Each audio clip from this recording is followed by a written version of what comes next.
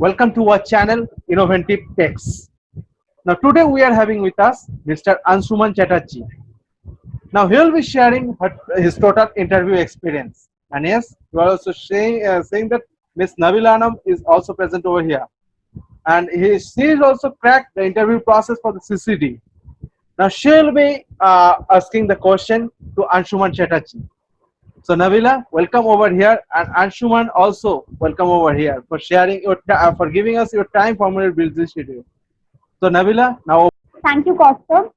I would like to welcome Mr. Anshuman Chatterjee, and I would like to introduce him to all my friends and aspirants who are watching this video. He has been placed for SME Corner with the position of Assistant Manager HR. So, welcome, Anshuman. Hi, I have a look. Thanks for giving me this opportunity to be of great help to you and all the aspirants who are looking forward to crack the interview with their very prosperous futures, and uh, uh, I have the full future endeavors with them. And so, moving forward to the interview and its main part, my first question to you, Anshuman, is that can you please give a small introduction about the company that you are placed in and tell us about how many rounds were there? So Nabila, first of all, starting with the name of my company. The company's name is SME Corner Private Limited, and it's a company which is based in Mumbai, and the company is into the lending business, basically an NBFC sector. So here we give loans to small medium enterprises and to unsecured business loans to startup organizations as well. So that's all I can share about my company. Sharing experience about my the number of rounds in my for this company. So we have actually two rounds of selection process, and the first one being a GD, and the second one being a direct interview with one of the HR managers of the company. So starting with the GD, we have given only one topic, and there were around 12 people sitting for that. And as usual, there is a one-on-one interview. Just, just this. My second question to you is that what was the GD topic? So the GD topic was basically not some kind of current affairs topic. It was general on the recent trends on HR and analytics as well. So we were around to go through it about. We were allowed to speak for it around for 5 to 7 minutes, and as I have told, there were around 12 people for that.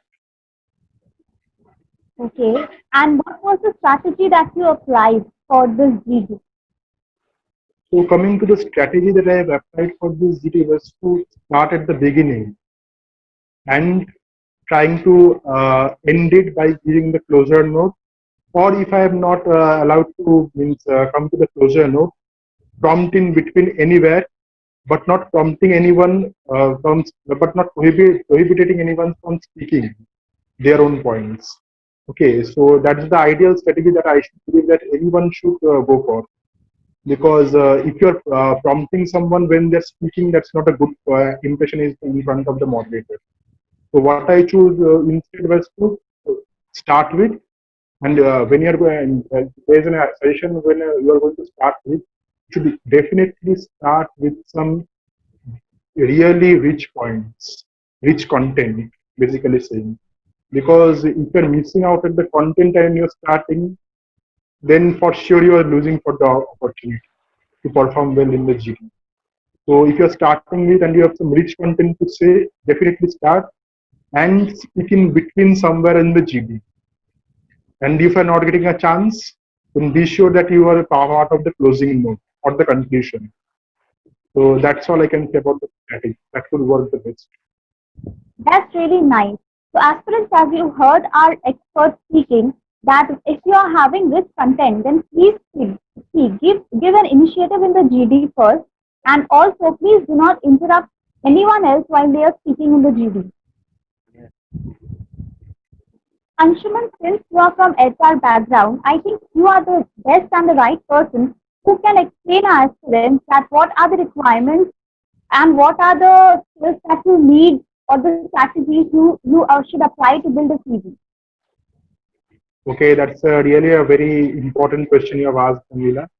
So coming to this, I would like to say that if you are preparing a GD and if it is your first job placement, then you must ensure that the CV is one thing that makes the interviewer means inquisitive, because if you have written some regular stuff that you have done during your internship, like you can say that I have sold around 50,000 products or something like big figures, or I have recruited more than 100 employees in a month of period of 2 months. So that is not going to put any good impression on the interviewer. So what you should rather say that rather write in the CV is that you have done some really productive things.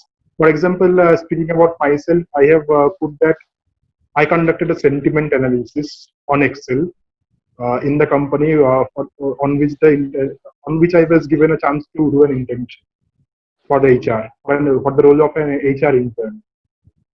So I wrote that we have done around survey analysis of around for employee motive.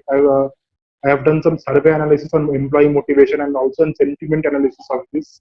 And apart from that, I have also conducted a various number of feedbacks on grievances, right? So for the better grievance addressal, like if one is facing some problem with their managers, means these are the things I mean to say that you should write in your CV, because this interviewer is going to question you through this, and you should also have a strong knowledge. Not only that, because you are writing on the CV and you don't have a clear knowledge. You should have the proper knowledge of what you have written in the CV, and that should be of great that should be of great that should seek the attention of the interviewer. That should be of something productive you have done during the time of the internship. So I have put that accordingly, as I have said, the things I have put on my CV, and that would really be of great help to you as well if you put those things. Okay. My next question to you, Anshuman, is that what was the first question which we asked you in the PI? So coming to this part, I would like to say that I would like to share this experience that more often, as soon as I entered the room and greeted the interviewer, so she asked me that quickly tell me something about yourself. You should put some attention to this word. Quickly tell me something about yourself, because this implies a lot of things. Like many of us, since I have gone through many interviews and have conducted many interviews as well. So more often this quickly word is used because many of the candidates say that say a lot of things about their family and the family background as well. So these are the most irrelevant things that they speak. Most of the recruiters think that, and you should focus more on the work you have done. So that's why the word they use. Quickly tell me about yourself, or quickly tell me what work have you done during your internships. So my next question is to you, Anshuman, that what was the second question they had asked you? So coming to the second question was very important one, and thereafter many questions came to me as well. So the second question was about when I say that I have conducted a sentiment analysis on my during my internship in the company. So she asked me to go in detail about the sentiment analysis thing. On which forum did I conducted the sentiment analysis? So on Excel, I have created the sheets and I have spread across all across the departments. And from there on, I carried out the sentiment analysis. Means she was trying to dig deeper on the insights that I have collected during the sentiment analysis of those employees. The sentiment analysis, uh, what type of sentiment analysis was that? So was it related to some kind of grievance addresser or employee motivation? So the sentiment analysis was based on grievance addresser in my case.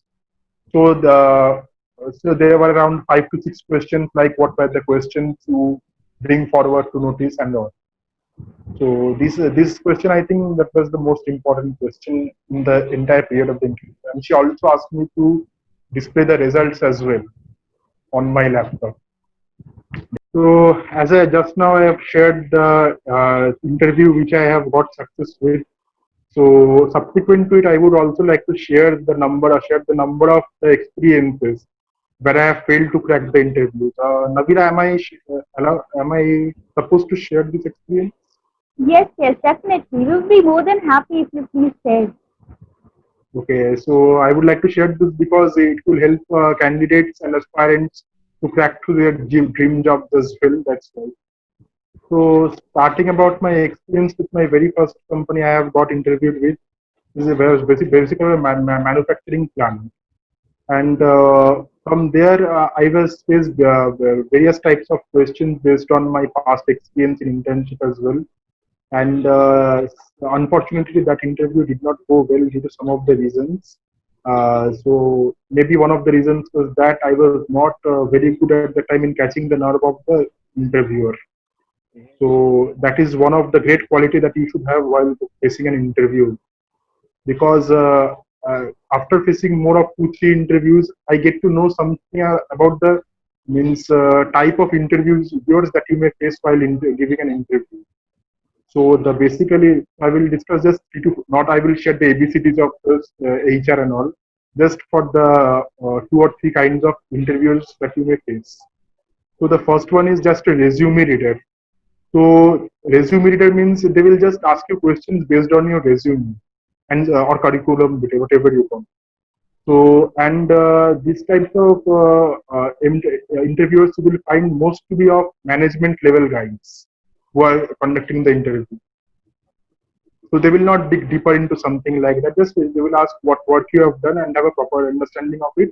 And if you can clearly explain them each and every aspect of it written in your CV, then you can, I assure you can easily crack these types of interviews. So the next comes is that type of the chaser, I would call them to be very frequent. The chaser because they will keep on chasing you in each of the answers you place before them. Like if you said that they will start with something like what are your strengths and weaknesses, and if you say that these are my strengths, these are my weaknesses, so they will try to they will try to dig deeper and deeper in each and every questions. They will they will bombard you with their questions and they will grill you on each and every question as well. So these types of interviewers will mainly see to be the mainly experienced to be the CXO level staff who are conducting interviews, because they will not go by proper reading out the resume and they will dig deeper into your understanding, your communication, your personality, everything.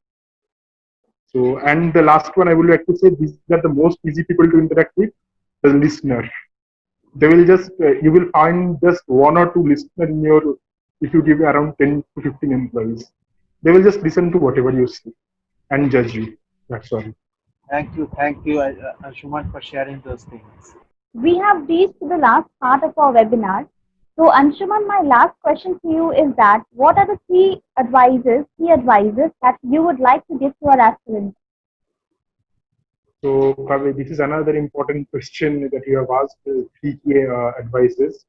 So I would my first tip to every one of you will be, see, I know that I have also done internships, and I know that every one of you may not have get the work of your choice during internships, and you have done some petty kind of work, some mere means regular work such as recruitment or mere sales work.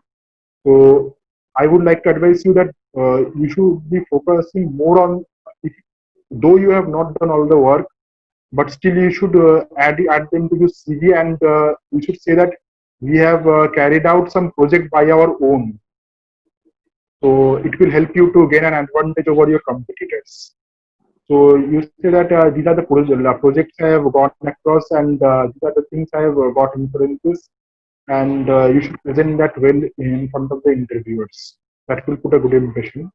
And coming to the second point, I would like to say that just be yourself while presenting to the interviewer. Because if you do anything unnatural in front of them, they have, trust me, they will catch you because they have got very strong experience.